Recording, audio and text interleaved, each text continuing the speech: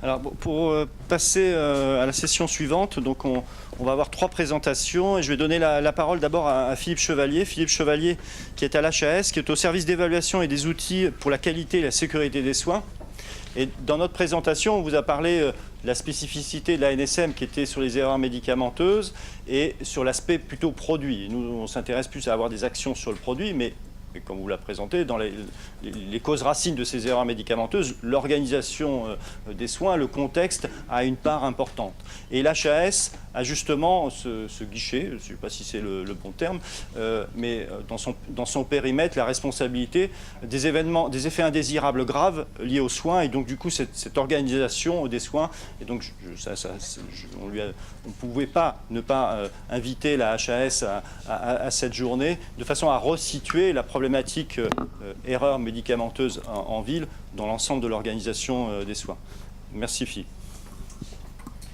Merci, bonjour à tous. Donc, je vais vous parler d'un dispositif qui existe depuis 1 an et demi, qui est un dispositif de déclaration des événements indésirables graves, géré par les ARS et dont la HAS fait partie. Alors, on a parlé des accidents ensemble, on a parlé des erreurs. Les erreurs, vous le savez, sont inévitables, les erreurs des professionnels de santé, comme de tout professionnel plongé dans une activité complexe. Elles sont inévitables et quelques-unes d'entre elles, quand elles ne sont pas récupérées, conduisent à des accidents. On a quelques chiffres. En établissement de santé, 270 000 à 390 000 EIG, événements indésirables graves, par an. La moitié serait évitable. Et ça donne un ordre de grandeur, un événement grave tous les 5 jours dans un service de 30 lits. D'autres chiffres également, l'étude ESPRIT 2013, c'était une enquête et une étude réalisée auprès de médecins généralistes qui a mis en évidence une fréquence de 22 événements indésirables associés aux soins, donc quel que soit le niveau de gravité, des moins graves aux plus graves, pour 1000 actes réalisés en médecine de ville. Et donc 2% d'entre eux conduisent à des événements indésirables graves. Donc en fait, il y en a, c'est incontestable, et l'idée sous-jacente dite depuis ce matin, c'est tirons les leçons de ces expériences malheureuses pour essayer de les réduire. Alors, l'action commune pour lutter contre ces événements, pour avancer dans ce genre d'échec des soins, c'est d'abord arriver à reconnaître les événements quand ils surviennent, donc avoir un tout petit peu d'écoute, de lecture de ces événements, arriver à les reconnaître, essayer de les comprendre, les analyser, aller au fond des faits, des processus qui ont échoué, pour trouver un plan d'action et essayer de réduire en fait ces événements. Et puis ensuite partager localement avec mes collègues, dans mon équipe, avec mes confrères, et puis aussi partager à un niveau plus large, régional et puis national. Et donc c'est l'objectif de ce dispositif national de gestion des événements graves, c'est tirer de l'expérience à un niveau national de ces événements pour partager tous ensemble sur un certain nombre de solutions. Alors ce dispositif, il a été créé fin 2016, il s'est installé en 2017 et il concerne tous les professionnels de santé, quel que soit leur secteur d'exercice, donc que ce soit en ville, en établissement de santé, mais également tout le secteur médico-social est concerné. Notamment parce que la trajectoire de prise en charge d'un patient ne s'arrête pas à ces frontières-là. L'histoire des événements graves, l'histoire des accidents peuvent prendre leur source à n'importe quel endroit et se terminer dans beaucoup de secteurs très différents, notamment en réanimation. C'est là que le patient va décompenser en fait d'un accident qui a pu prendre sa source, soit en moyen séjour, soit en ville. Et donc en fait l'histoire nécessite que tous les professionnels soient concernés par ce sujet. La définition qui a été donnée il y a 1 an à ces événements graves, c'est tout événement inattendu, au regard notamment de l'état de santé du patient et puis de la configuration de cette personne, et dont les conséquences sont très, très graves, c'est-à-dire c'est décès, mise en jeu du pronostic vital, survenue probable d'un déficit fonctionnel permanent. À ce niveau de gravité-là, l'invitation est d'aller déclarer dans ce dispositif.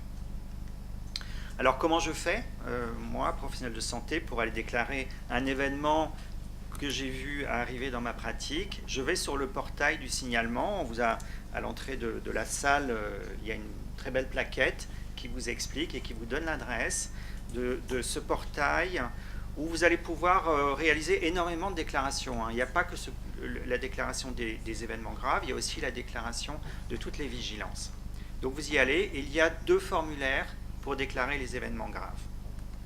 Alors pourquoi 2 formulaires? Parce que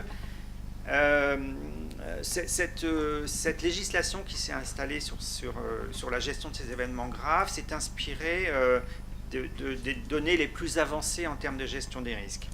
Et notamment, elle demande, à partir du moment où l'événement grave est constaté et que les premières mesures immédiates ont été prises, notamment pour préserver le patient, pour préserver d'autres patients éventuellement, pour informer le patient et son entourage, il demande à ce qu'un premier formulaire de déclaration soit renseigné avec des éléments succincts qui décrivent la situation.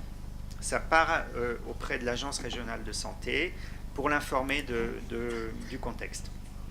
Et puis, le texte donne 3 mois au déclarant pour réaliser une analyse approfondie, aller au fond de la compréhension de cet événement, rechercher les causes profondes, systémiques, organisationnelles qui ont pu être impliquées dans cet événement, identifier les barrières de sécurité, vous savez, toutes les précautions qu'on prend pour qu'un accident ne survienne pas. Là, malheureusement, l'accident est survenu, donc il y a des barrières qui n'ont pas fonctionné. Donc, aller comprendre pourquoi ces barrières n'ont pas fonctionné. Donc, vous avez le déclarant à 3 mois pour réaliser cette analyse, proposer un plan d'action adapté à cette analyse, et le tout va, dans une deuxième partie de déclaration, retourne auprès de l'Agence régionale de santé pour leur faire état de ce travail. Le professionnel peut être aidé dans cette démarche par des tiers professionnels, eux aussi, professionnels de santé, aguerris à la gestion des risques, aguerris à l'analyse des événements, et qui ne sont pas à l'intérieur de l'Agence régionale de santé, mais plutôt dans une structure associative de soutien qui existe dans la région. Cette structure régionale d'appui est reconnue par l'ARS, financée par l'ARS, pour aller soutenir l'analyse des professionnels, notamment en ville. Si vous avez le sentiment d'être un peu trop isolé pour analyser, ils peuvent se déplacer et venir avec vous discuter de la situation. Il y a des médecins, il y a des infirmiers, des cadres de santé, et ils peuvent vous apporter cet appui. Une fois que l'ARS a traité cette déclaration d'événements graves, cette déclaration est anonymisée et adressée à la Haute Autorité de Santé, donc qui va récolter en fait toutes les déclarations de France dans une base de retour d'expérience. L'idée étant, dans un temps moyen à long terme, d'essayer de tirer des préconisations, des bonnes pratiques, des recommandations professionnelles pour essayer d'améliorer en fait la situation sur certains risques. Le contenu de ces formulaires, je vais aller assez vite. La première partie, c'est les circonstances de l'événement, les mesures prises pour préserver le patient et l'entourage. Deuxième partie du formulaire, description des circonstances de l'événement et surtout résultat de l'analyse menée par le déclarant et le plan d'action proposé pour réduire ce risque. Vous pouvez voir que la courbe de déclaration depuis 1 an et demi, depuis l'ouverture de ce dispositif, la courbe des déclarations sont positives. Depuis l'ouverture en mars 2017, les premières déclarations sont arrivées. Et, on a une tendance annuelle qui est d'environ 1500 à 1800 événements graves déclarés sur ce portail pour la France entière et tout professionnel de santé. Donc c'est très, très, très inférieur à la réalité des événements graves en France, on est d'accord. On a réalisé depuis un an à la HAS, un premier retour d'expérience sur ces événements indésirables, donc ceux qui ont été déclarés en 2017. Ce rapport a été publié il y a quelques jours sur le site de la Haute Autorité de Santé. On ne reçoit que des événements graves dans ce dispositif. Donc effectivement, les décès représentent 44%, mise en jeu du pronostic vital 37%, déficit fonctionnel 19%. Ce n'est que des événements graves. Actuellement, et c'est le démarrage du dispositif, c'est plutôt des établissements de santé qui déclarent, qui ont une habitude de la déclaration et notamment de l'externalisation de la déclaration vers une institution, donc 80% d'établissements de santé. Le médico-social suit assez fortement pour 17%. J'ai le regret de dire qu'en ville, ce dispositif est certainement peu ou pas connu et on a extrêmement peu de déclarations de la médecine de ville. Les types de soins les types d'accidents qui sont déclarés concernent des soins, pour 80%, ce sont des soins à vocation thérapeutique, pas toujours en situation d'urgence, c'est un cas sur deux, des situations quand même néanmoins jugées complexes, mais ce qui est intéressant, c'est que pour la moitié de ces accidents graves, le déclarant nous dit « je pense que c'est évitable ». Et donc, il y a des actions possibles à faire. Ce qu'il est intéressant de noter également, c'est que dans la moitié des cas, il y a aussi des conséquences collatérales pour d'autres soignants. Quand c'est en institution, l'équipe est touchée par ces événements graves qui surviennent. Alors, on a identifié un certain nombre de risques qui nous ont été déclarés prioritairement dans ce dispositif. Ce n'est pas un classement. Ce n'est pas un reflet de l'exactitude des risques en France, c'est le reflet des déclarations depuis un an. Les suicides des patients arrivent en première position, donc des suicides en institution, dans un contexte qui est souvent un contexte psychiatrique. Ça rejoint des données américaines qui ont une base similaire et qui ont eu pendant de nombreuses années ce premier risque comme étant le premier risque de leur base. Ensuite, on a des classifications autour de défauts diagnostiques et retard de prise en charge, 15%. Les chutes des patients nous sont beaucoup déclarées également en institution, que ce soit à l'hôpital ou en médico-social, et c'est plutôt généralement des patients assez âgés. On a tout un panier avec des problèmes autour de gestes opératoires ou gestes techniques, invasifs, avec plus ou moins l'utilisation de dispositifs médicaux et de complications opératoires.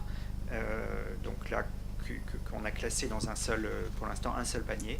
Et puis les erreurs médicamenteuses arrivent en 5e position, 28 erreurs médicamenteuses qui représentent 10% de notre base. Et je vais vous parler un peu d'une autre situation à risque pour laquelle on n'a reçu que 3 déclarations qui s'appellent départ de feu au bloc opératoire. Alors, ça fait un an qu'on collecte des événements, ça fait très très peu de temps.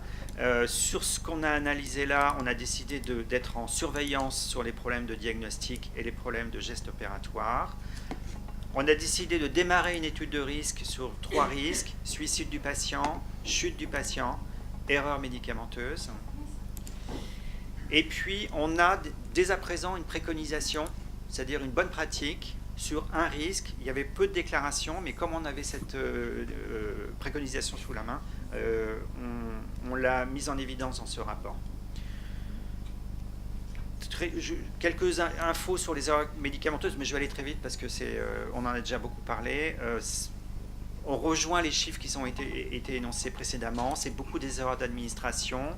C'est beaucoup des problèmes d'utilisation de morphine, notamment d'utilisation de morphine sous pompe PCA. Donc un travail intéressant, je pense, à développer autour de ça. Départ de feu au bloc opératoire, c'est intéressant et c'est peut-être un des intérêts en fait de ce regroupement national des déclarations graves. Il n'y en a eu que 3 en France, donc celui qui a déclaré s'est dit c'est un cas complètement anecdotique et isolé. En fait non, on en a eu 3. Et c'est un cas qui est connu au niveau international, notamment aux États-Unis. Donc c'est des départs de feu de patients sur table d'opération associés en fait c'est l'antiseptique alcoolique et le bistouri électrique qui créent toutes les conditions d'un départ de feu. Aux États-Unis, c'est 200 à 600 feux par an. Et nous, on le suit dans un autre dispositif qui s'appelle l'accréditation des médecins, qui nous a permis de proposer une solution il y a quelques semaines sur ce thème-là. Mais donc l'intérêt de la centralisation à un moment donné des déclarations peut permettre de travailler sur des sujets rares au niveau individuel. Alors, en termes de conclusion, je ne reviens pas sur l'erreur morale, la révélation et le traitement, j'ai juste mis une image. En fait, il faut, voilà, on a besoin de plus de déclarations, c'est clair. Ce passage à la déclaration est éminemment culturel. Donc ça va demander certainement du temps, beaucoup de communication et certainement le fait, et c'est pour nous, de donner confiance dans le dispositif et savoir que ce dispositif ne va pas poursuivre et être culpabilisant pour les déclarants. Donc plus de déclarations.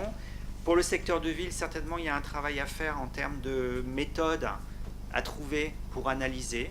Peut-être la méthode qu'on propose pour les établissements de santé n'est pas forcément adaptée. Et puis, plus qu'une quantité de déclarations, c'est une qualité d'analyse qui est importante. Il faut aller en profondeur dans l'analyse des causes profondes pour avoir vraiment des chances de tirer des leçons de l'expérience de ces événements. Voilà, je vous ai mis des références sur le site de l'HAS, de quelques articles. Je vous remercie. Merci beaucoup, Philippe.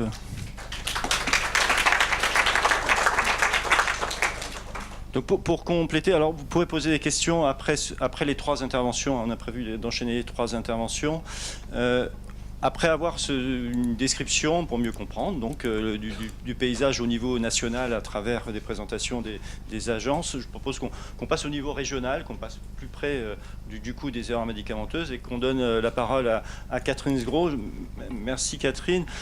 Catherine Sgro qui est anciennement responsable du CRPV de Dijon. Donc CRPV, on a vu leur rôle important dans le domaine, au niveau régional dans le domaine des erreurs médicamenteuses, qui est maintenant vice-présidente de l'association des CRPV. Et j'oublie des casquettes aussi à l'ARS, mais je la laisserai se présenter plus complètement s'il le faut. Et elle va surtout nous présenter les résultats d'une des rares études sur les erreurs médicamenteuses en ville et surtout une des rares des études en France. De m'avoir invité. Donc effectivement, je vais vous montrer une expérience qui n'est pas reproductible à 100%. Hein. Chacun peut en tirer ce qui l'intéresse. C'est un travail que nous avons donc fait en région Bourgogne. Donc c'est un travail que nous avons fait en région Bourgogne dans une maison de santé pluriprofessionnelle. Et donc les fondamentaux, on ne va pas y revenir, ça ne va pas durer longtemps, on reprend toujours la même chose, mais c'est important de partir de là, hein, c'est que l'erreur médicamenteuse est involontaire et évitable. S'il n'était pas évitable, c'est la définition qui en est donnée, tout simplement, et grâce à ça, on peut chercher justement des façons de les éviter. Alors, ce que tout le monde a dit, mais que je crois qu'il faut redire, c'est que ce n'est pas l'agent qui est au bout de la chaîne qui est responsable de l'erreur médicamenteuse. C'est toute une conséquence de dysfonctionnement organisationnel du circuit qui mène à une erreur ou à un autre événement indésirable d'ailleurs. Ce qui fait d'ailleurs que l'agent qui est au bout de la chaîne est souvent la première victime juste avant le patient, parce que c'est lui qui va prendre la culpabilité. Hein. Donc, tous ces événements indésirables et les erreurs médicamenteuses nécessitent, pour pouvoir mettre en place des actions correctives, qu'on aille au plus profond de l'analyse des causes profondes, parce que si on ne va pas au plus profond de cette analyse, on ne peut pas trouver de solution.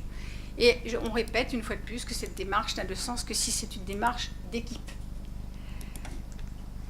Pourquoi s'intéresser aux erreurs en médecine ambulatoire, et particulièrement en soins de premier recours?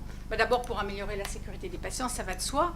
Hein, on n'a pas beaucoup d'études en médecine de ville, mais quand on en a, on voit que c'est quand même très fréquent. Hein, deuxième cause d'événements indésirables associés aux soins de premier recours dans des études qui ont été faites. La gestion des erreurs médicamenteuses est recommandée par la Haute Autorité de Santé. Elle est plutôt bien appliquée en milieu hospitalier parce que la méthode a été faite pour le milieu hospitalier.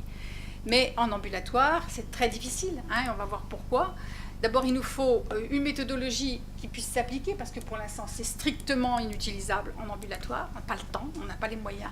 Et puis, on n'a pas les outils. Alors, il existe des outils quand même, quelques-uns, dont je vous parlerai et dont M. Chanelière vous parlera également. Mais ils sont essentiellement faits pour les événements indésirables associés aux soins. Il faut les adapter aux erreurs médicamenteuses. Alors, quelles sont les particularités du circuit en ambulatoire? Vous l'avez déjà esquissé, j'ai bien entendu ce qu'ont dit les médecins généralistes et les infirmières qui sont là. On le sait bien, nous, puisque en région, on voit ça tout le temps. D'abord, l'absence d'unité de lieu. Si on veut parler d'équipe, il faut savoir que le cercle des professionnels de santé qui entourent le patient en ambulatoire est différent. Il y a pratiquement un cercle par patient. Parce que chacun a son généraliste, son cardiologue, son infirmière, etc., etc. Donc ça change tout le temps. Donc l'absence d'unité de lieu et l'absence d'unité d'équipe. Les pluriprescriptions, bien sûr, vous le savez, ils ont tous plus ou moins 3-4 prescriptions, le médecin généraliste et puis les spécialistes. Les pluridélivrances, certains ne vous le disent pas, mais ils ont plusieurs pharmacies. La préparation à domicile, les médicaments sont préparés chez le patient. Et là, on sait plus ce qui se passe. Alors, bien sûr, de temps en temps, dans les cas graves, il y a des infirmières, mais c'est quand même pas la majorité des cas. Et puis, il y a un truc, moi, qui me travaille depuis très longtemps, il n'y a pas d'enregistrement de l'administration des médicaments à domicile. Et ça, c'est effrayant, parce que ça veut dire que tous ceux qui passent au domicile, ils ne savent pas ce qui s'est passé avant, ni après, ni ce qu'ont fait les autres. Et puis, bien sûr, il y a l'autoprescription par le patient et par sa famille, la non-observance dont on parlera, et puis une chose très importante, c'est toutes les interfaces qui se situent entre la médecine de ville et puis les établissements hospitaliers. Donc, j'avais été chargée en 2016-2017 d'une mission à l'ARS de Bourgogne sur la sensibilisation à la gestion des erreurs médicamenteuses. J'avais commencé par contacter tous les professionnels de santé, les hospitaliers, mais on n'en parlera pas aujourd'hui, mais surtout les ambulatoires. Et j'avais contacté toutes les unions professionnelles, médecins, pharmaciens, infirmiers, etc., kinés, et puis les patients aussi. On avait contacté les associations de patients, et puis on avait contacté aussi les maisons de santé pluriprofessionnelles, tout simplement parce que ça nous semblait être aussi un lieu favorable, avec une équipe qui était plus fixe que le médecin isolé dans son coin en ville ou à la campagne. Donc il se trouve qu'une de ces maisons de santé a mordu à l'hameçon. Elle se trouve, vous voyez, au fin fond de la Nièvre, en Bourgogne. Et une jeune interne en médecine qui a été passionnée par ça a démarré l'enquête et je l'ai aidée pour la méthodologie avec, bien entendu, l'aide, le soutien de l'ensemble des professionnels de la maison de santé pluridisciplinaire. Alors les objectifs, c'était quoi? C'était d'abord tester, est-ce que c'est possible de faire de la gestion des erreurs médicamenteuses en ambulatoire, en médecine de première cour? Et puis, il nous faut une méthodologie, il nous faut des outils, qu'est-ce qu'on va prendre? Il faut les adapter au contexte qu'on va rencontrer maintenant, et puis caractériser un peu ces erreurs médicamenteuses, parce qu'il y a très peu d'études en France sur le type des erreurs médicamenteuses en pratique ambulatoire. Alors, quels sont les indispensables? Les indispensables, c'est d'abord d'avoir une équipe qui soutient le projet. Tout le monde doit être d'accord. Il n'y a pas que le médecin, il y a le coordonnateur qui est souvent un infirmier, il y a bien entendu les infirmiers diplômés d'État, il y a les sages-femmes, il y a quelquefois un dentiste, il y a des kinés, etc. Et puis, nous, on a essayé aussi, on n'a pas essayé, on a réussi à motiver les pharmaciens d'officine du village qui étaient partie prenante de la maison médicale et qui ont complètement adhéré au truc. Et puis, alors, un peu indispensable, un coordonnateur de l'étude. Parce que si vous n'avez pas quelqu'un qui suit et qui aide et qui motive tout le monde, ça ne peut pas fonctionner. Alors, juste pour revenir sur ça, parce que ça me paraît quand même essentiel, la Haute Autorité de Santé a fait des recommandations. L'idée, c'était de suivre absolument les méthodologies recommandées, même si on les a appliquées, tout simplement pour que ce soit reproductible et surtout pour que ces méthodologies aient été expérimentées et validées auparavant. Donc on a suivi bien entendu ces recommandations, c'est-à-dire que globalement, quand on veut faire un processus de gestion de risque, on détecte, on signale en interne à l'équipe, mais surtout, vous voyez un gros rond au milieu, c'est l'analyse des causes profondes. Parce que si on ne fait pas ça, on ne sait pas exactement de quoi on parle et on ne peut pas trouver de plan d'action. Puis après, on essaie de faire un bilan et puis quand c'est grave, on essaie de déclarer aussi aux tutelles parce que ça leur fait plaisir et puis ça peut être aussi utile à l'ensemble de la région. Je parle de tutelle régionale.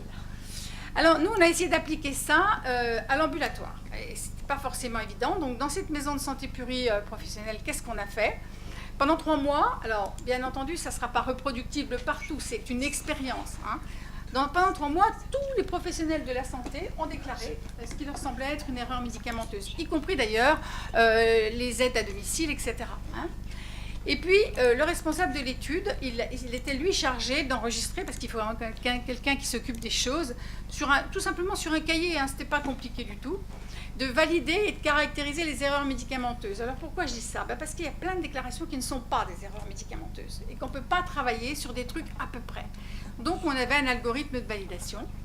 Et puis, il fallait souvent faire des investigations complémentaires. Et c'est là où le patient est très important, parce que bien sûr, on va retourner aux différentes personnes qui ont pris en charge le patient, mais on va retourner au patient et à sa famille pour savoir, lui, qu'est-ce qui s'est passé, comment il a vécu les choses, qu'est-ce qui est intervenu dans cette histoire. Et puis après, on a fait pour l'ensemble des fiches qui ont été reçues, on a fait une analyse systémique des causes profondes. Et là, on a utilisé un outil qui a été mise en œuvre par l'équipe du docteur Chanelière, qui est là et qui vous en parlera, qui s'appelle la fiche CADIA, qui permet d'analyser très très vite les principaux systèmes qui tournent dans l'organisation, c'est-à-dire tout ce qui est professionnel, l'organisation du processus, etc., etc. Ça va très vite et ça permet d'avoir vraiment le profil de ce qui se passe. Et puis, quand c'était grave, parce qu'il y a quand même eu des cas graves, malheureusement, toute l'équipe se réunissait pour faire une analyse des causes profondes selon une méthode beaucoup plus affinée, qui est la méthode alarme, et que là, on peut utiliser ensemble, mais de façon quand même, c'est pas tous les jours qu'on va en faire une, on en faisait une ou deux par trimestre, par exemple, hein, au cours d'une réunion pluridisciplinaire. Alors, je ne vais pas reparler tellement des outils de recueil. Sachez qu'on a toujours pris des outils qui existent, mais qu'on les a adaptés, on a été d'ailleurs obligé de les adapter parce que ça n'existait pas, soit au secteur ambulatoire, soit à l'erreur médicamenteuse, soit aux deux. Les résultats, en 3 mois, 104 signalements. Et vous voyez que sur les 104 signalements, on n'en a retenu que 64, tout simplement parce que tout le reste, c'était soit des effets indésirables sans erreur, soit des mésusages, soit des événements dus à la maladie elle-même. Hein. Et donc, en 3 mois, ça fait 13 erreurs pour 1000 consultations. Alors, ces erreurs, c'était quoi? D'abord, on retrouve ce qui a été dit auparavant, hein, c'est les âges extrêmes de la vie avec les enfants et les personnes âgées. Même si l'âge moyen est élevé, c'était quand même dans ces deux secteurs que ça se situait. Et vous voyez que sur 64 cas validés, on a 11 cas qui ont eu des conséquences cliniques, dont 9 cas qui étaient de gravité majeure selon l'échelle de la Haute Autorité de Santé. Et parmi ces 9 cas, vous voyez qu'il y en avait 6 qui étaient des décompensations de la maladie dues à une non-observance des traitements. Donc on retombe toujours dans ce même problème. Et puis il y avait 2 cas catastrophiques. Les 2 cas catastrophiques, c'est dû aux AVK, hein, un solural avec séquelles, et puis un décès par hémorragie digestive. Alors la nature de l'erreur, bon, dans un tiers des cas, c'était carrément une erreur de médicament. Et puis toujours, on retrouve la mauvaise observance. Alors les produits de santé impliqués, ça ne va pas vous étonner, hein. C'est tout le système cardiovasculaire, les antihypertenseurs et les diurétiques, c'est les psychotropes et c'est les antiagrégants, anticoagulants. Hein. On n'a pas inventé l'eau tiède, mais c'est bien parce que ça dit quand même quelque part que ça correspond à une réalité. Alors, un peu différent de ce qu'on voit en hospitalier, quoique. On voit que l'étape initiale de survenue, là, c'est majoritairement l'étape de prescription. Que l'étape de survenue dans le parcours de soins, ça n'étonnera personne, c'est le domicile, puisque par définition, ce sont des patients en ambulatoire, mais également à la maison de santé elle-même, lors des consultations ou lors des prises en charge par les professionnels. Et moi, ce qui m'a beaucoup intéressé, sur lequel j'ai particulièrement travaillé, c'est le schéma de droite. Vous voyez, c'est que dans 33% des cas, il y a un problème d'interface. C'est-à-dire que le problème s'est situé entre l'hôpital et l'ambulatoire ou inversement, entre le médecin spécialiste et le généraliste, hein, ou entre l'ambulatoire et l'EHPAD. Donc voilà, hein, c'est des choses qu'on ne met pas forcément en évidence quand on travaille sur l'hospitalier. Alors, quand on va plus loin, donc quand on a analysé les facteurs de risque profonds, c'est-à-dire vraiment qu'est-ce qui se passe, on voit que dans 74% des cas, les causes profondes sont un contexte d'action du soignant. C'est-à-dire que c'est des patients qui sont pris en urgence, pour lesquels on n'a pas le dossier avec soi, qui sont à domicile, où ce n'est pas le médecin habituel, ce n'est pas le pharmacien habituel, etc. Hein. Les facteurs liés aux patients, alors là, on entre dans toute la grande catégorie de ce que disait madame, c'est-à-dire non seulement des patients qui ont des problèmes neuropsychiques, mais des patients qui n'ont pas la capacité de lire, pas la capacité de comprendre ce qu'on leur dit, etc. etc. La coordination des soins, c'est-à-dire l'absence de relation entre les professionnels, et puis les facteurs liés aux soignants, qui sont la fatigue, le stress et le surmenage. Les actions correctives, eh bien, à partir du moment où on a été capable de mettre en évidence des causes profondes, on a pu déterminer des actions correctives. Alors, améliorer la communication, les fiches de suivi de certains patients, évaluer les capacités des patients. Ça, c'était quelque chose qui a été très important, c'est de dire, eh ben, avant de mettre un traitement, il faut peut-être évaluer si justement le patient il est capable de le comprendre et d'en se débrouiller tout seul. Et ça, je pense que ça peut éviter pas mal de choses, bien sûr, en associant avec l'éducation thérapeutique. Les outils. Alors, il y a eu des outils qui ont été mis en place, en particulier pour les patients les plus graves, les plus difficiles, et particulièrement le circuit de l'ordonnance, par exemple pour les AVK en particulier. Et puis, le suivi de l'administration à domicile pour certains patients qui avaient vraiment des traitements très, très compliqués, soit psychotropes, enfin, etc., soit des associations de traitements qui étaient difficiles. En conclusion, la sensibilisation et la démarche de gestion des erreurs médicamenteuses est possible en médecine générale. L'expérience est particulièrement possible en maison de santé professionnelle, mais il faut trouver des solutions pour le faire aussi dans les autres secteurs de la médecine générale, et il y a des pistes. Il faut simplifier les outils. Les médecins généralistes et les professionnels de santé, les infirmières n'ont pas le temps de passer des heures à remplir des papiers et à faire des analyses compliquées. Il faut évaluer quand même le système, et ça, c'est compliqué à faire. Et puis, il faut renforcer les liens avec les structures régionales de gestion des risques. Vous savez que maintenant, il va y avoir dans toutes les régions, j'espère que ça va fonctionner, des structures d'appui qui vont permettre de soutenir les professionnels de santé. Ben là, c'est important, mais il n'y a pas que le soutien méthodologique. Il faut se poser aussi le problème et la question du soutien financier. Parce que actuellement, dans l'état actuel des choses, les professionnels de santé de l'ambulatoire, en particulier en soins primaires, ne peuvent pas tout faire. C'est strictement impossible, surtout avec le temps qu'ils ont. Voilà, je vous remercie. Ce travail a été publié et je remercie l'ARS de Bourgogne pour son soutien.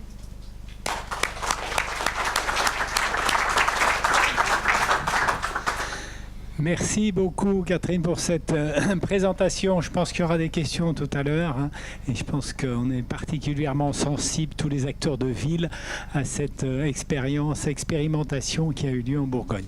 Marc, à toi la parole. Donc Marc Chanelière, qui est donc médecin généraliste à Lyon, qui est enseignant médecine générale, maître de conf à Lyon 1 et qui travaille, qui est chercheur évidemment aussi, et qui travaille donc depuis longtemps déjà sur la sécurité du patient en ville. Merci à tous et je remercie les organisateurs de leur invitation. Il appartient aux médecins généralistes de finir la matinée sans être en retard, ce qui, je vous assure, est quand même un exploit. Alors, je n'ai pas de lien d'intérêt spécifique à vous déclarer dans le cadre de ma présentation, hormis ceux que j'ai mentionnés ici. Décemment, pour le médecin généraliste que je suis, il était hors de question de ne pas vous donner le contexte des soins de ville, parce qu'on en parle beaucoup depuis le début, et j'aime bien la première incarnation du diagramme de White, qui globalement a étudié les données de santé de l'assurance maladie américaine, et qui dit, prenez 1000 Américains standards, si tant est que ça existe, vous les suivez un mois, et bien 750 vont éprouver un symptôme, une plainte, une maladie, 250 vont consulter un médecin ou plus, essentiellement leur médecin généraliste, 9 seront hospitalisés, 5 vont être référés vers un autre médecin et 1 va être finalement hospitalisé dans un centre tertiaire, dit autrement le CHU. Une fois que j'ai dit ça, il ne s'agit pas d'opposer les différents types de soins, notamment le CHU, les soins de ville, mais pour vous montrer que les soins de ville, c'est énorme. Et que bien sûr, ça contient le patient. Ce n'est pas seulement les 250, c'est les 500 qui eux-mêmes ont géré une plainte somatique, par exemple eux-mêmes. Depuis le début aussi, on a insisté en disant les soins de ville, ils diffèrent des soins hospitaliers. Et c'est vrai, ils diffèrent peut-être pas tant par le fait que les acteurs sont les mêmes. Il y a des infirmiers, il y a des pharmaciens, il y a des dentistes, il y a des médecins, mais par l'organisation des soins qui est différente et qui nécessite des composantes spécifiques qu'on doit enseigner. Là, je vous ai mis la photo du théâtre des Célestins parce qu'un établissement de santé, quand vous considérez un événement indésirable, il y a une forme, comme l'a dit Catherine, d'unité de temps, de lieu et d'acteurs. L'équipe est assez bien formalisée. En ville, on est plus proche de la série télévisée. On est plus proche du plateau qui se déplace avec une temporalité différente et ça nécessite de se placer des fois très en amont de la survenue pour aller faire le travail bien nécessaire de recherche des dysfonctionnements. Je vais appuyer encore un petit peu plus sur les chiffres parce que figurez-vous qu'on avait fait une revue de la littérature en disant pour regarder où il y a des événements indésirables, il faut regarder déjà à l'hôpital, c'est les patients qu'on a fait rentrer à l'hôpital à cause d'un événement indésirable. Il y a ceux qui ne sont pas encore à l'hôpital mais qui en sont pas loin, ils sont sur le seuil, c'est les urgences. Et puis, on peut se placer quand même en ambulatoire. Et quand on regarde des travaux qui sont de bonne qualité, une étude prospective avec une double expertise, on peut détecter jusqu'à 14,7% d'erreurs dans l'activité d'un médecin généraliste. Si je transfère ça, à peu près 20-25 patients par jour, ça fait jusqu'à 3 erreurs par jour par médecin généraliste. Le médicament étant un grand pourvoyeur d'erreurs, mais rassurez-vous, les gens ont beaucoup de chance et les soignants aussi, parce que la plupart du temps, il faut quand même le dire, il n'y a pas de conséquences. Donc il y a beaucoup d'échappées belles, et pédagogiquement, c'est d'abord bien de s'intéresser aux choses qui ont bien fini. Ça enlève la culpabilité, et ça n'enlève pas, je pense, la pédagogie qu'on peut y trouver. Malheureusement aussi, les autres revues de la littérature ont confirmé ces chiffres. Alors, une fois qu'on avait dressé un peu ce constat, il fallait réfléchir, et ça a déjà été dit, mais d'abord analyser les erreurs en soins primaires. Moi, j'ai retenu comprendre pour apprendre, comme l'a dit Philippe Chevalier, et je crois que c'est une bonne formulation. Alors, premièrement, est-ce qu'on ne pouvait pas adapter plutôt en ville les principes notamment de revue de morbimortalité, qui est quelque chose quand même qui date à peu près d'un siècle. Et évidemment, il y a eu des expérimentations qui ont été portées par des groupes, notamment en formation médicale continue, à Paris, avec la SFTG, à Lyon, dans d'autres villes, et aussi au niveau de l'université. Et pourquoi c'était nécessaire? Parce que en mêlant les points de vue, en mélangeant en fait les compétences des gens, vous pouvez améliorer un petit peu la compréhension d'un mécanisme. Ça a donné lieu au niveau de la HAS, par exemple, à des guides de mise en œuvre d'analyse de RMM en médecine générale. Et très rapidement, on s'est rendu compte, alors je vais parler en tant que généraliste, que ça péchait par le manque des autres acteurs des soins de ville. Il fallait chercher le pharmacien, il fallait chercher les infirmiers, les kinés, je ne vais pas tous les citer, mais j'espère qu'ils ont bien compris que je suis dans une démarche ouverte. Il faut considérer toutes les équipes qui agissent en soins de ville. Alors, les principes étaient certainement adaptables, dans la limite que, effectivement, une réunion un mardi à 14h pour les soignants ambulatoires, ce n'est pas la bonne heure. Ça peut être une très bonne heure, par exemple, dans un établissement de santé. Donc, il fallait se poser la question de comment on peut adapter, et puis aussi des outils, ça a été dit. Et très rapidement, on s'est rendu compte que les outils des établissements de santé, ils étaient trop complexes, ils étaient trop chronophages, ils avaient une courbe d'apprentissage qui était déraisonnable d'envisager. Pour m'être amusé à coder, par exemple, des choses dans la taxonomie de l'OMS, je vous assure qu'il faut à peu près, même en connaissant cette taxonomie, 3 à 4 heures pour déterminer les dysfonctionnements. Alors je vous présente quelque chose qui a été utilisé, je remercie le docteur Sgro, qui est la grille CADIA. CADIA, ça veut dire catégorisation des dysfonctionnements en ambulatoire. C'est quelque chose qu'on a développé avec une orientation pédagogique en formation continue comme en formation initiale, qui a été traduite en anglais, et on l'utilise, sachez-le, même en RMM maintenant ville-hôpital. Dans le bassin de population de Vienne, près de Lyon, les collègues hospitaliers se sont rendus compte que ça fonctionnait aussi pas si mal pour faire un premier tour. Après, si vous voulez aller plus en profondeur, libre à vous d'aller chercher des compétences et d'aller faire ça. Cette grille, je vous la présente, là encore ça a été dit, il fallait pas réinventer la roue et aller voir ce qui se fait dans d'autres activités humaines à risque, notamment dans l'aviation civile, le modèle Shell. Et on avait isolé 4 grands types de classes de dysfonctionnement.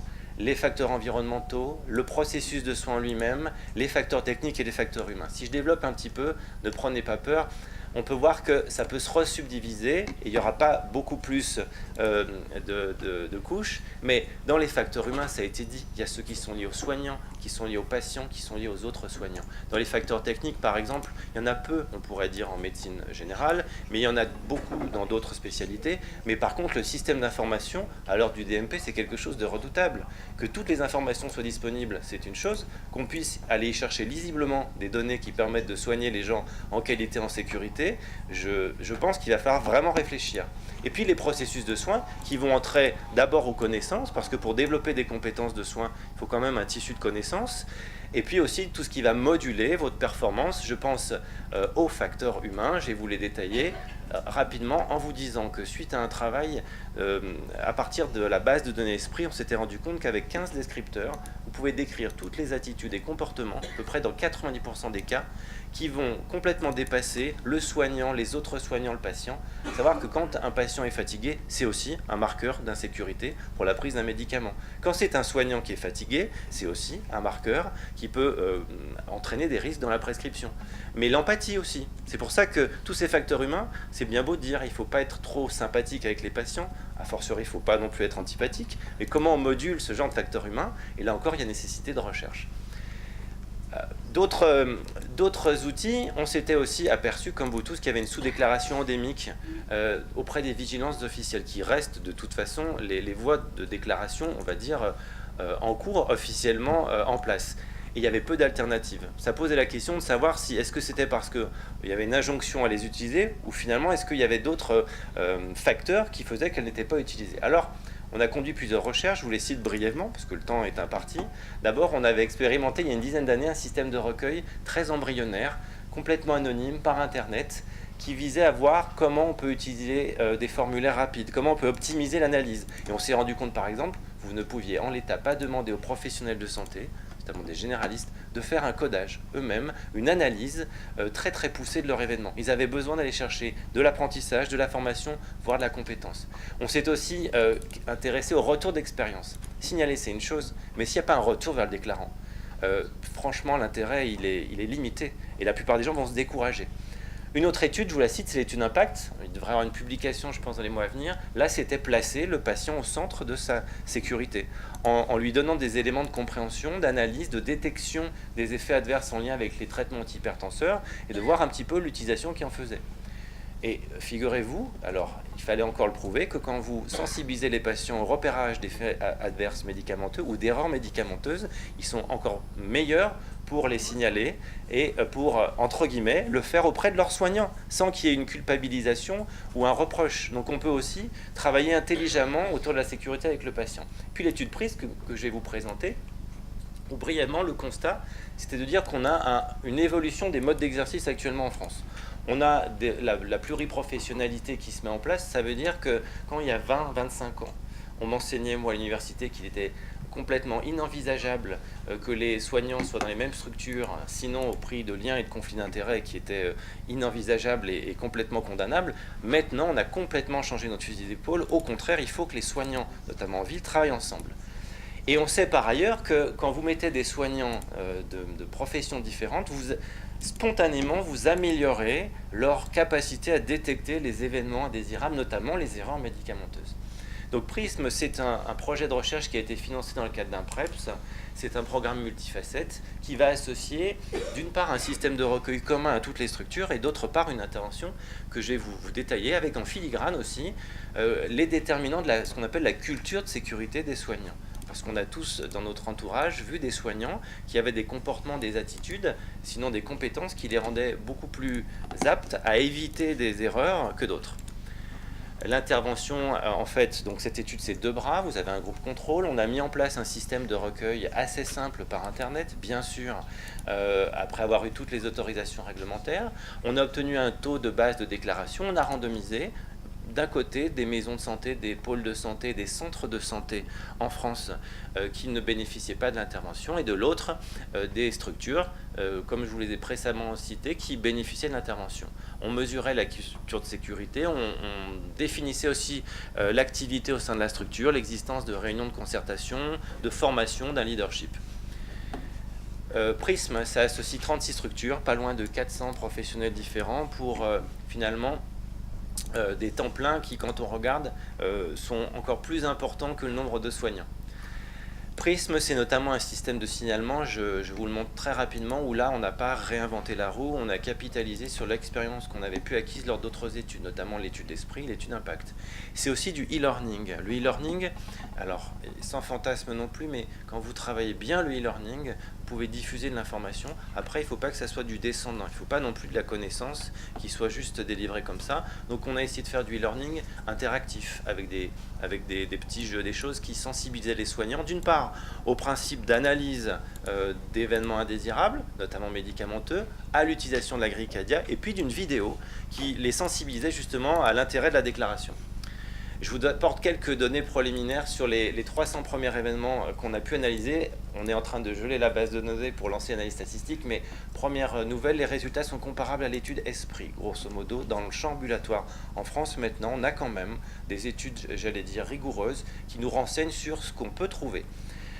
Ensuite, une autre chose extrêmement importante, il n'y a en l'état, ça sera confirmé je pense quand j'aurai enfin l'analyse complète, mais il ne semble pas y avoir de différence significative dans la capacité des soignants entre eux à déclarer des erreurs médicamenteuses notamment. Ça veut dire que médecins, soignants, autres psychologues, tous sont capables à leur échelle de détecter, de signaler des événements.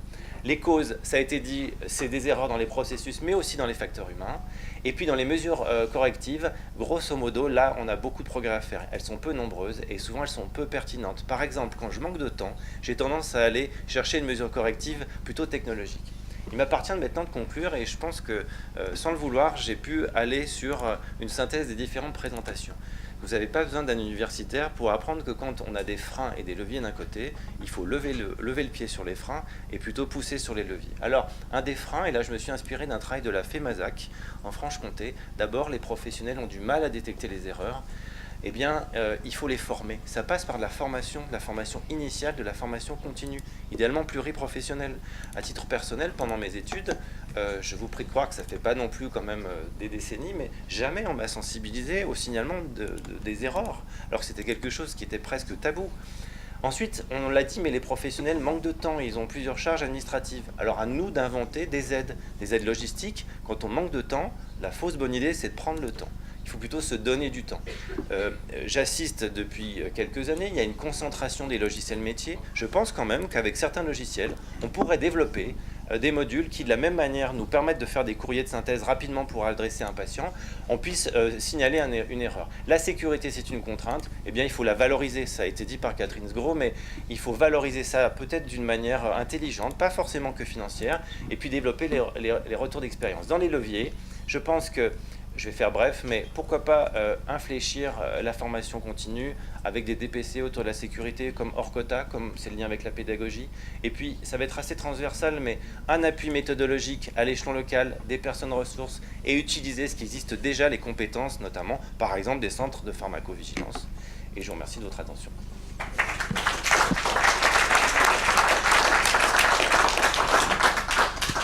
Merci Marc. Et merci à nos trois intervenants. Donc la parole est à vous maintenant.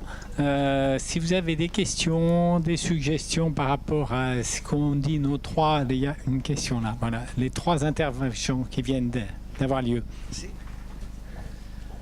Gérard Perrier, Génération Mouvement Les Aînés Ruraux, association de patients âgés principalement, agréés, qui siège dans une très belle région principalement représentée aujourd'hui, qui est Bourgogne-Franche-Comté. Bravo. Je voulais vous faire une annonce aussi en ce qui concerne Bourgogne-Franche-Comté, mais c'est en rapport avec tout ça. On lance un projet ITIX qui va essayer de regrouper toutes ces données pour une meilleure prise en charge des patients en Bourgogne-Franche-Comté. Et ça, c'est quelque chose de relativement nouveau dans toutes ces démarches. Mais j'avais une question sur l'intervenant précédent. Les effets indésirables, j'ai travaillé à ce titre avec l'ASIP Santé, un site déclaratif des effets indésirables, où tout le monde pouvait l'alimenter, pas uniquement les professionnels de santé. On n'en a pas parlé du tout. Je pense que ça peut servir à quelque chose aussi, les retours de terrain. Voilà. Et dans toutes ces interventions, je n'ai pas encore entendu parler de patients augmentés. C'est un terme qui commence à poindre le jour et qui essaye de discuter généralement des patients polymédiqués, voilà, qui essayent de discuter avec leur médecin traitant, ce qui n'est pas toujours facile à entendre par le médecin traitant. Donc ça, c'est quelque chose que je voudrais bien qu'on aborde aussi. Enfin, différentes thématiques qui vont dans ce sens-là. On parle d'éducation thérapeutique des patients, l'ETP. Moi, je parle surtout d'éducation à la santé des patients, y compris âgés, pour leur apprendre à gérer eux-mêmes leurs médicaments. Tous les patients âgés n'ont pas un pilulier et tous les patients âgés, systématiquement, font eux-mêmes leur prise en charge médicamenteuse. D'où les erreurs potentielles, mais j'en parlerai dans mon intervention de cet après-midi. Merci de m'avoir écouté.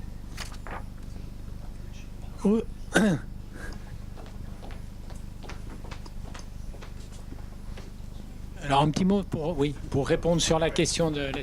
sur la question de la ZIP, donc, puisqu'en fait je travaille aussi avec la ZIP pour développer le dispositif des événements graves. Donc, je vous rassure, donc c'est ouvert depuis mars 2017 à tous les usagers. Donc tous les usagers peuvent aller sur ce site, faire des déclarations. D'ailleurs, c'est marqué sur la plaquette là, patient, consommateur, usager. Voilà. Vous pouvez signaler. Il y a 14 formulaires à la disposition des usagers. Ils peuvent déclarer dans la plupart des vigilances et également sur les soins, les examens qui se seraient mal passés. Donc ça va vers le dispositif des événements graves qu'on a évoqué tout à l'heure. Oui, bonjour, Pascal Dugas, pharmacien hospitalier. Par rapport à toutes les interventions qu'il y a eu lieu, je vois en tant que professionnel ou en tant que patient possible qu'il y a donc, on va dire là, 3 portails possibles de déclaration. Donc je me pose la question, face à un événement indésirable grave, médicamenteux, dois-je aller à la NSM, à l'HAS, à la ZIP? J'en profite puisque je ne suis pas intervenue ce matin pour 2 réflexions qui me semblent extrêmement importantes parce que je l'ai entendu d'une façon qui ne me convenait pas tout à fait au niveau de l'agence, simplement sur l'informatisation diminue le risque d'événements indésirables. Je voudrais dire que non, il y a beaucoup de contestations de cette affirmation qui n'a pas fait l'objet de vraies analyses et d'essais correctement menés. Et même si on sait que les événements indésirables médicamenteux sont les mêmes dans un système informatisé ou pas, que les risques, eux, sont différents et ont été créés des nouveaux risques par l'informatique. Donc je tenais à le dire. Et juste aussi une chose importante que je voudrais que chacun des portails puisse nous dire, on parle d'événements avérés avec le mauvais médicament administré, mais j'entends beaucoup moins traiter le risque avéré avec une omission du médicament. Et ce risque-là est-il bien identifié dans vos portails ? Alors, juste pour les sites de déclaration, moi, je dirais, en tant que médecin généraliste, alors après, ce sera peut-être pas la réponse de l'agence, des agences, d'accord, mais que c'est comme le médicament. Ça, il faut utiliser celui qu'on connaît bien. On ne va pas connaître 3 sites, en tout cas pour les professionnels de santé en ville. J'imagine pas qu'on connaisse 3 sites, ou les patients. Si on en connaît un, on le connaît, on le déclare là, sur le site qu'on connaît, qu'on a l'habitude d'utiliser. Je ne sais pas ce que tu en penses, Patrick. Je vais rapporter le discours officiel. Il y a le portail de la DGS qui est justement là pour être le portail commun de toutes les déclarations. Et concernant les erreurs médicamenteuses, il y a une voie pour la déclaration d'erreurs médicamenteuses. La seule question qui peut se poser et qui est posée pour savoir est-ce que c'est plus sur le médicament et ou de l'organisation de soins, il y a à cocher, il y a la question, voilà, on coche l'un ou l'autre, et après les circuits se font, les remontées HAS et ARS ou CRPV à NSM se fait automatiquement, mais il n'y a qu'un seul, pour les erreurs médicamenteuses, il n'y a qu'un seul formulaire sur ce portail-là, et ce portail a pour vocation justement de simplifier les choses, et c'est bien le portail qui a été monté par la ZIP, en collaboration avec la ZIP, et avec les groupes de travail auxquels vous avez participé.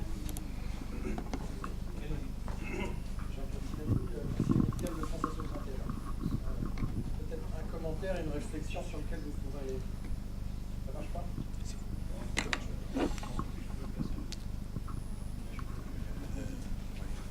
Merci, oui. Donc un commentaire et puis une réflexion. Le commentaire pour la compréhension, je pense qu'il faut bien distinguer les études observationnelles qui permettent de connaître l'incidence des erreurs médicales, de la mise en place de circuits de déclaration qui peuvent changer les pratiques et qui s'inscrivent dans une démarche pour rendre les organisations plus sûres. Bon, donc les taux qui ont été montrés sont liés à des études observationnelles sur dossiers par sondage dans des hôpitaux qui ont été faits à peu près dans le monde entier et qui trouvent à peu près les mêmes taux, c'est-à-dire 10% des patients hospitalisés vont rencontrer une erreur médicale et 1 pour 300 en meurent. Alors c'est un peu plus élevé en Australie parce que la qualité des dossiers était meilleure. Bon, ça c'est le premier. Maintenant, sur les systèmes de recueil d'incidents et d'accidents, évidemment, ils ne sont pas du tout représentatifs de l'incidence, mais ils sont nécessaires pour mettre en place une boucle vertueuse. Alors, ils peuvent être assez exhaustifs. C'est vous, monsieur le philosophe, vous appelez de l'aviation. Dans l'aviation, il y a 2 grands passages en termes de facteurs humains qu'il faut connaître. C'est un, récompenser les pilotes qui déclarent les accidents au lieu de les virer, ce qui se faisait avant les années 60, et puis les encourager et même les inciter à déclarer les presque accidents, les near miss. Et puis la deuxième phase qui a énormément amélioré la sécurité aérienne, c'est le travail en groupe, que dans l'aéronautique on appelle le crew resource management, qui dans les blocs opératoires par exemple pourrait s'appliquer en disant le copilote a le droit de dire au pilote qu'il déconne. Par exemple, bon, dans certaines compagnies aériennes où la hiérarchie est extrêmement forte, il y a eu quelques avions qui ont été perdus parce que les copilotes oubliaient de dire au pilote qu'il n'avait pas sorti le train d'atterrissage. Ça a été documenté dans l'aérien. Donc maintenant, pour revenir, je préfère isoler les deux et évidemment la déclaration est très importante pour faire les boucles de rétroaction qui ont été bien présentées. Juste la dernière réflexion, et là ça amènera peut-être une réponse, d'une façon générale, l'observance ne fait pas partie, n'est pas dans la typologie des erreurs médicales, sauf si elle est liée à un facteur technique, parce que la typologie des erreurs médicales et le mouvement international sur la sécurité des patients est fait pour rendre les organisations plus sûres ou ultra sûres. Donc si on vient au rôle du patient, ce qu'on a vu, et ça a été évoqué, c'est rendre le patient acteur de sa propre sécurité. Les Américains de la HAS américaine ont appelé ça le mouvement Speak Up, exprimez-vous. Par exemple, pour paraphraser Gérard, allez sur un site et vérifiez s'il n'y a pas des interactions dans ce qui vient d'être prescrit si vous êtes assez âgé. Pour terminer, je dirais que si on s'intéresse à l'observance qui apparaît, on ne peut pas éliminer la pertinence. Parce que la pertinence ou l'absence de pertinence, ou l'erreur diagnostique ou l'erreur thérapeutique fait partie des critères retenus dans la partie observationnelle qui mesure l'incidence des erreurs médicales. Merci. 2 interventions. Oui, après, c'est bon. Non.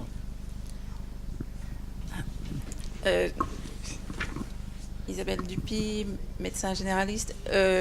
C'est une question que je voulais vous poser peut-être à tous dans cette salle sur cette difficulté pour signaler les événements indésirables et notamment les événements indésirables graves. Et en attendant les changements culturels qui vont mettre un certain temps à devenir, je me demande, et on se demande à certains niveaux, et en tout cas pour la médecine générale que je connais, si les groupes d'échange de pratiques qui sont là dans la culture, en tout cas de la médecine générale, et ne pourraient pas consacrer certaines de leurs soirées à l'analyse d'événements indésirables et que ces événements indésirables soient rapportés d'une façon anonyme vers les structures qui s'occupent de rassembler toutes ces données. Et est-ce qu'on ne pourrait pas aider d'abord en les ouvrant pour ces réunions-là aux autres professionnels de soins et en finançant soit par l'intermédiaire du DPC, soit autrement, ces moments d'analyse de pratiques en ville. Moi, dans mon groupe d'échange de pratiques, c'est quelque chose qu'on fait 2 ou 3 fois par an, 2 ou 3 réunions consacrées à ça, mais on le fait entre 20h et 22h30. Et on le fait, pour nous et pour essayer de faire avancer nos pratiques, mais on est très peu aidé pour le faire par l'ensemble du système. Merci de cette proposition, Isabelle. Effectivement, je pense que ça fait partie des propositions qu'on pourra faire et qui ont déjà été évoquées à travers la formation et le DPC. Merci. Annie-Pierre Jonville, CRPV de Tours et présidente du réseau des CRPV. Je voulais faire 2 commentaires. Le premier sur les modalités de déclaration. Effectivement, on a le portail. Alors, je vous rassure, mesdames et messieurs, il y a un seul portail, un seul point d'entrée unique, qui est une vraie révolution, je pense, pour les patients pour déclarer, qui nous permet d'avoir toutes ces déclarations patients. Il y a un petit souci quand même, c'est que je pense que les professionnels de santé, pour bien connaître les médecins libéraux, étant mariés à un médecin libéral de campagne, n'ont pas le temps d'aller sur le portail. Et c'est là que le Centre régional de pharmacovigilance est là pour vous aider. C'est-à-dire qu'en 2 minutes, un coup de téléphone, vous nous racontez votre histoire, on vous pose les bonnes questions et on enregistre votre cas pour vous. C'est-à-dire que je pense que pour les professionnels de santé, on a une vraie ressource. On a une vraie ressource aussi pour l'analyse, et je reprendrai le terme de Catherine, l'analyse des causes profondes. Le souci, et pour faire aussi partie de l'analyse des erreurs dans mon CHU, très souvent, quand c'est une erreur d'administration, on dit l'infirmière s'est trompée, elle n'a pas donné la bonne dose.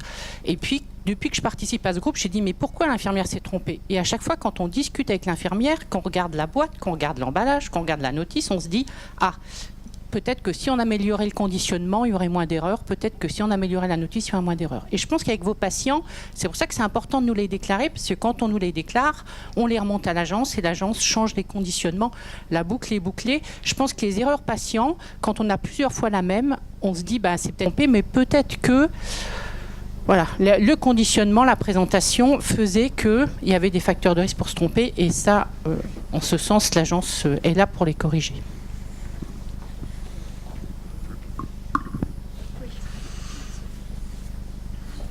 Bon, s'il n'y a plus de questions, Michel, la dernière question avant que l'on déclare l'heure du repas atteinte. Quelques secondes, je viens de taper sur Google déclarer un événement indésirable en santé, et j'ai pas compté tous les sites, mais je suis à près d'une dizaine de sites qui peuvent accepter cette déclaration. Voilà. Alors, ça me pose une question quand même, qui est de savoir est-ce que ce saupoudrage est pas plus dispersant que des portails uniques. Alors peut-être dédiés, parce que c'est peut-être pas les mêmes modules pour un professionnel de santé ou un patient. Les questions se présentant pas de la même façon. Mais je suis pas sûr que la dispersion soit particulièrement utile. Ok, la réponse de Marc et après on pourra aller déjeuner. Oui, Marc Chanelière, je vais répondre très très vite. En fait, je pense que c'est un faux problème. Il y a une sous-déclaration qui est tellement importante que quand j'interviens et qu'il y a souvent ce retour de dire mais il n'y a pas compétition, est-ce que vous vous bouffez pas le nez, pour le reformuler d'une manière un peu triviale, je pense qu'à partir du moment où quelqu'un utilise un portail, quel qu'il soit, c'est après à nous de nous coordonner, de faire remonter les choses. Mais il n'y a pas compétition à partir du moment où les gens déclareraient ce qui leur paraît important. Donc je pense que ça joue dans un sens, mais qu'il y a beaucoup plus dans l'autre, entre guillemets, que... voilà, la réponse est celle-ci.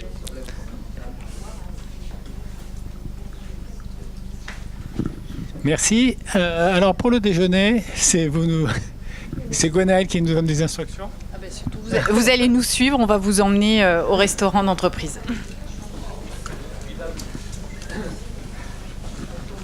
Et on reprend à 13h30. On reprend à 13h30. C'est toujours.